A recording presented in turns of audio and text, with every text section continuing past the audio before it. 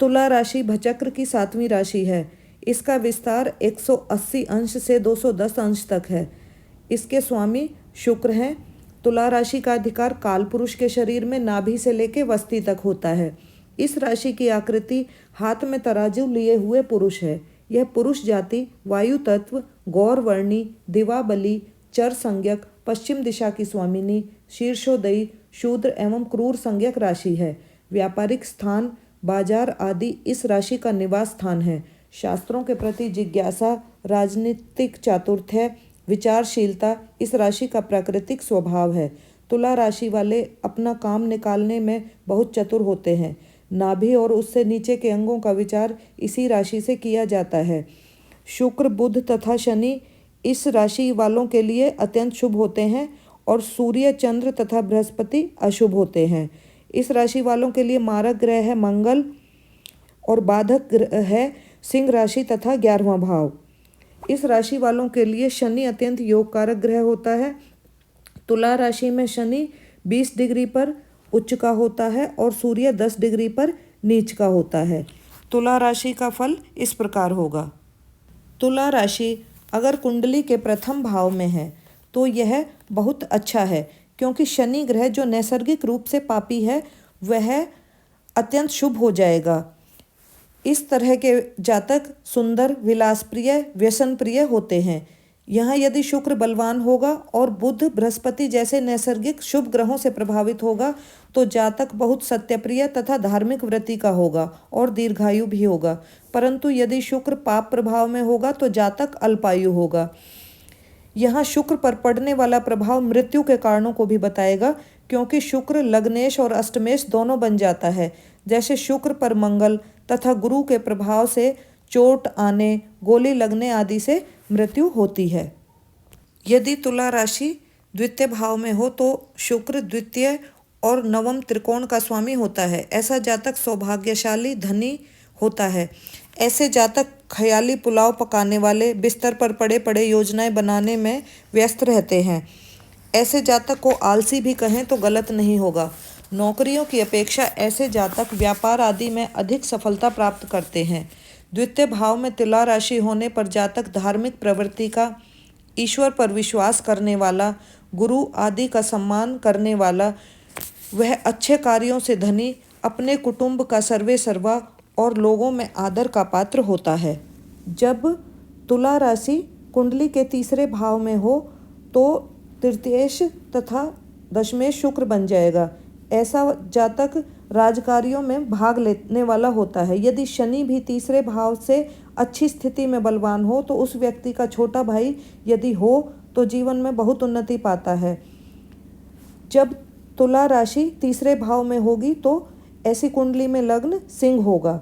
बलवान शुक्र सिंह लग्न वालों को धन के लिए अच्छा नहीं है। इसका निर्बल होना उसके लिए धन के लिए अच्छा होगा। जब कुंडली के चौथे भाव में तुला राशि होती है तो शुक्र चतुर्थेश तथा एकादशेश बनता है। शुक्र यदि सप्तम अथवा द्वादश स्थान में हो तो जातक कामातुर और विषयी होगा, क्योंकि द्वादश और सप्तम भाव भोग के भाव होते हैं और चतुर्थेश शुक्र मन में शुक्र के भोग विलास के संस्कारों का द्योतक है। शुक्र और राहु यदि द्वादश में स्थित हों तो व्यक्ति की माता दीर्घ तथा असाध्य रोग से मृत्यु पाती है, क्योंकि राहु न केवल अपनी युति से चतुर्थेश शुक्र को प्रभावित करता है बल्कि राहु की यहाँ दृष्टि भी चौथे भाव पर पड़ती है। शुक्र जो कि चतुर्थ को का लग्नेश और अष्टम अधिपति है, राहु द्वारा माता की मरण विधि बतलाता है। राहु दीर्घ तथा असध्य रोग देता है। शुक्र के अतीव निर्बल होने से माता का सुख बहुत कम हो जाता है। शनि, राहु आदि से प्रभावित शुक्र वाहन का सुख नहीं होने देता। शनि, राहु आदि से प्रभावित शुक्र देश से बाहर निकाला भी दे देता है। यदि तुला राशि कुंडली के 5वें भाव में हो तो शुक्र पंचमेश तथा द्वादशेश बन जाता है। यदि यहाँ शुक्र बलवान होगा तो बहुत धन देगा, क्योंकि द्वादशेश अपनी दूसरी राशि का ही फल करता है जो कि शुभ पंचम त्रिकोण में पड़ती है। यदि शुक्र सप्तम भाव में हो तो मनुष्य अतिशय विषयी होता है, क्योंकि भोग स्थानों के स्वामी का योग भोग स्थान से एक भोगी ग्रह द्वारा हो जाता है।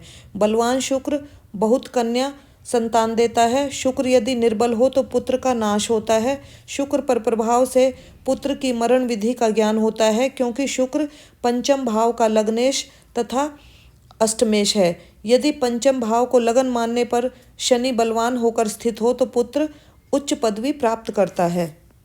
तुला राशि यदि कुंडली के छठे भाव में हो तो शुक्र लग्नेश और षष्ठेश बनता है।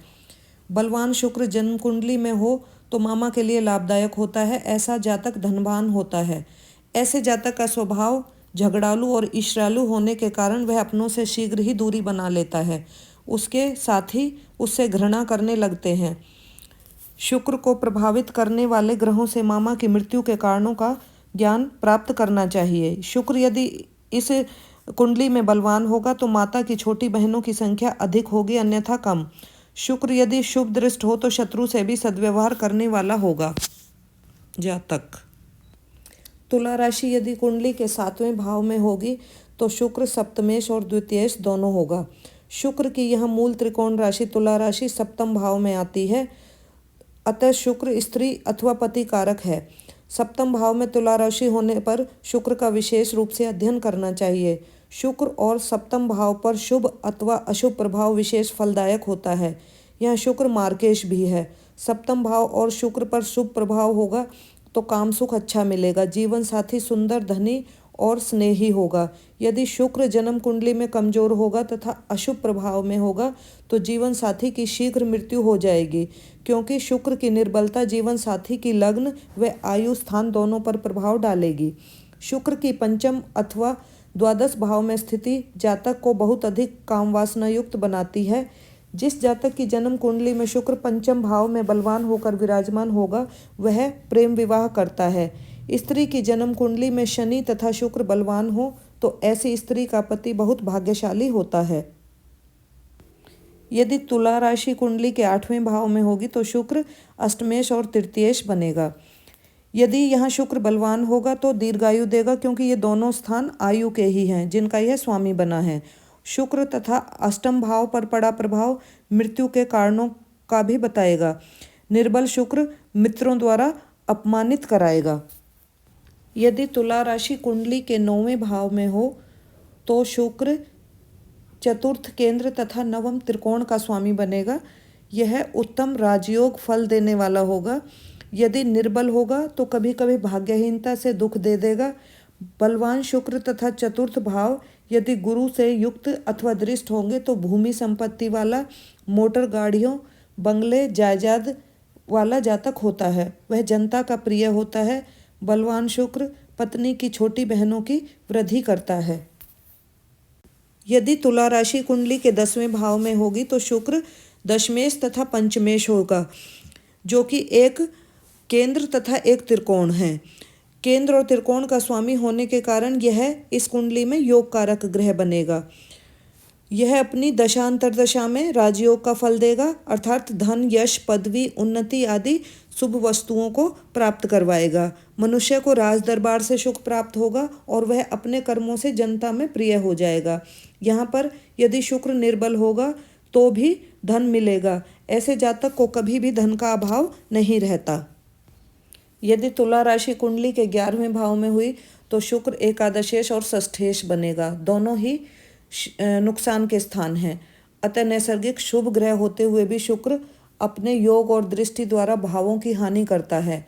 जब यह मंगल के साथ मिलकर प्रभाव डालेगा तो यह और अधिक अनिष्टकारी और हिंसात्मक हो जाएगा। यदि तुला राशि कुंडली के 12वें भाव में होगी तो शुक्र द्वादशेश और सप्तमेश बनेगा। दोनों ही काम और भोग के स्थान हैं और शुक्र काम वासना का प्रतीक ग्रह है। यदि शुक्र 12वें या 7वें भाव में हो और उस पर राहु अधिष्ठित राशि शनि की दृष्टि हो तो जातक अत्यंत कामुक होता है। शुक्र यदि निर्बल हो तो वह स्त्रियों पर व्यय करने वाला, राज्य से हानि उठाने वाला होता है। यदि शुक्र शुभ प्रभाव में होगा तो जातक सात्विक विचारों का, गुरु व ब्राह्मणों का सेवक, धर्म कर्म को मानने वाला, पुण्य कर्म करने वाला होगा। ऐसे जातक अपने परिश्रम से ही उन्नति करते हैं। ऐसे जातक के मित्र वर्ग उसकी सहायता करने वाले होंगे और समाज में उसका सम्मान होगा।